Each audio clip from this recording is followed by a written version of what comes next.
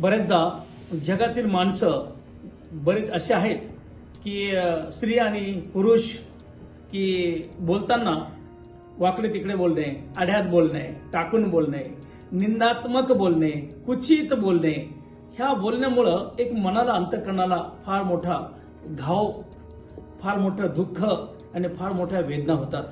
परंतु एक म्हण आहे की जखमेचा घाव भरला जातो परंतु बोललेल्याचा घाव कधी भरला जात नाही. म्हणून शब्दाला दात नसतात, पण शब्द जेव्हा अंतःकरणामध्ये चावतात तेव्हा खूप वेदना होतात आणि शब्दाचा घाव एवढा गहरा असतो की माणसाचं संपूर्ण आयुष्य जाते परंतु तो घाव भरला जात नाही. तेव्हा बोलताना वाणीवर नियंत्रण ठेवणं फार गरजेची बाब आहे. थोडंच बोला परंतु चांगलं बोला. परंतु पवित्र बायबलमध्ये असं म्हटलेलं आहे इफिस 4:29 मध्ये की तुमच्या तोंडून कोणतीही वाईट भाषा न निघो, त्याऐवजी गरजेनुसार त्यांची चांगली उन्नती होणारे उपयोगी शब्द मात्र निघो, यासाठी की जे ऐकतील त्यांना कृपा प्राप्त होईल.